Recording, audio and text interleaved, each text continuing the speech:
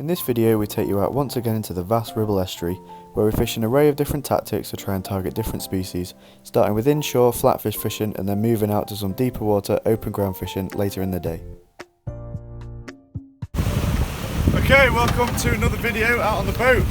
Today we're really just going to see what the day holds for us. We've got all options open to us. We've launched at high tide into the Ribble Estuary. We're going now out to a deep water mark where we might get toad rays, bullhuss, things like that.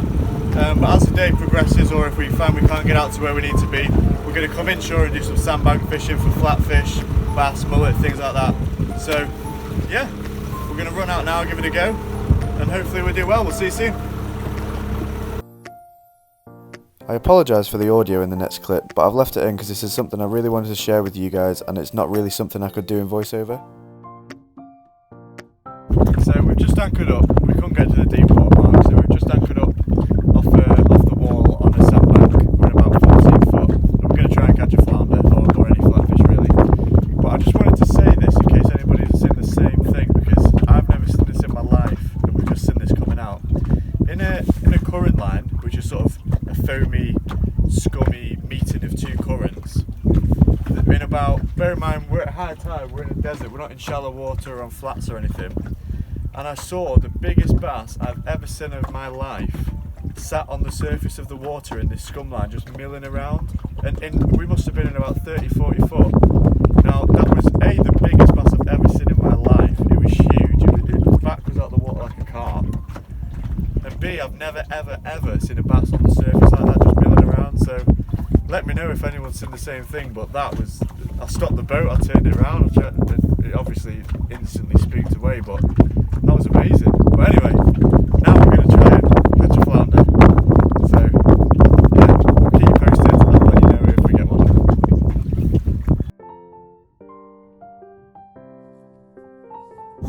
Well, we finally got a fish on rod and line after all this time. It's a little dab, that.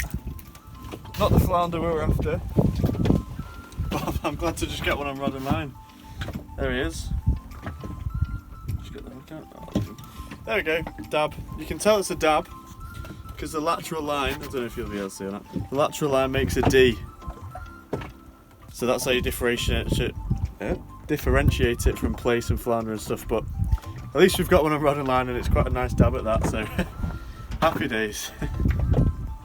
Cool. Okay, so I just wanted to show you something. We're not doing very well fishing wise, we've had to come and re-anchor at a different spot and we're still trying, but I just thought I'd show you something that a lot of people might not have seen. So this is a flounder, which a lot of people will know, but a phenomenon that you get with the pigment of these guys is what we call double muckers. It's something I've talked about in another video. So this is the top of the fish, this is where his eyes are, his head and stuff. If we flip the fish round, usually they're white, but you can see this one is largely the same coloration here as it is on the top side. Something that happens, couldn't tell you why, just sort of like you get an albino crop up every now and again in species. You get this in flounders, it's just a rare thing. Some are sort of not complete like this one, some are completely brown, some are half and half. Just a point of interest that I thought I'd show.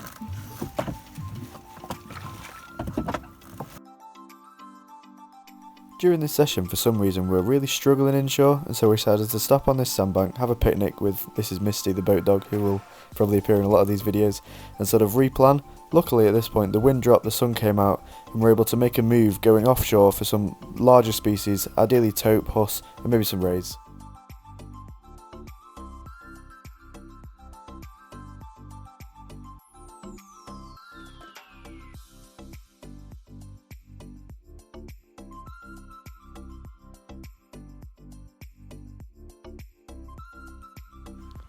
Well, we weren't doing very well inshore in the sandbanks, so luckily the sun's come out, the wind's dropped off beautifully. You'd think it was a different day. So we're out here now at a deeper mark and we're going to go for some bigger stuff, tote rays and hopefully some bullhuss because we don't see many of them. So we've just got the rods out, we've got feathering for mackerel as well, and we will keep you posted. As I've mentioned in other videos, whatever type of sea fishing you're doing, it's always useful to bring a bit of chum with you. Here we've got a cockle bag that we keep shaking at the side of the boat to get a scent trail going. Okay, so we've got a bullhuss. It's not a big tote, but Oh, that's a nice fish. We're going to see if we can net it now. It's a bit tied up, which is probably working in our favour. Go on, mate, go for it when you're ready. Yes! Got it. Really cheers, nice, mate. Cheers, bud. Happy with that. Beautiful fish. No. Is it far? Okay. This is a huss, bull huss. We don't get many of these in this estuary, so it's always a bonus when we get these. We're not going to weigh this one. He's about 7 or 8 pound, and they give a lovely scrap. So we're going to put the fish straight back now, but I'm really glad to have something a bit more decent because we've only been getting dogfish and baby totes so far. So put him back, and we'll keep wading through him. Beautiful. There we go.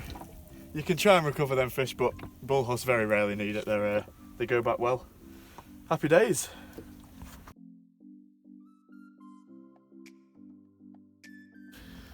Nice little baby tope.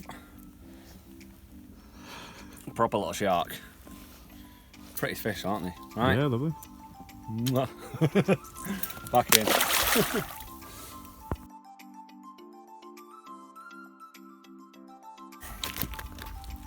Dave's just caught this beautiful tub gurnard.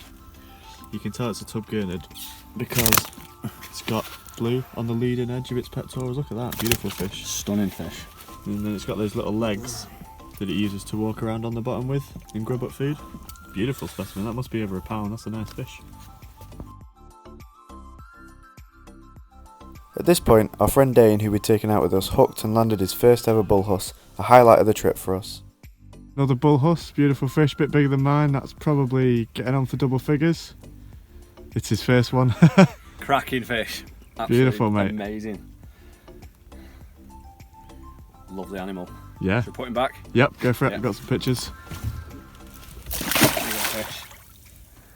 Absolute belter. Buzzing.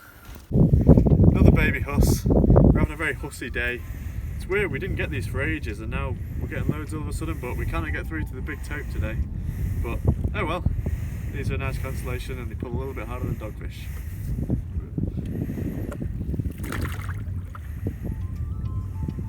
Nice.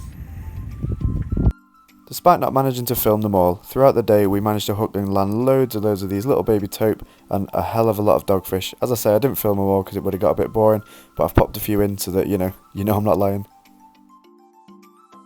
Okay, well that's it guys. We didn't get a big tope or a ray, but we got some nice huss. We got Dana's first huss, so can't be displeased at that. The wind's got up a bit now, which is why I'm talking loud because I don't know how the audio is going to end up on this, but we'll run in now and get sorted out. Thanks for watching and we'll see you next time. Thanks for watching and I hope you enjoyed this video. Any questions at all about the methods or the fish species caught in this video, pop them in the comments and I'll be happy to answer them.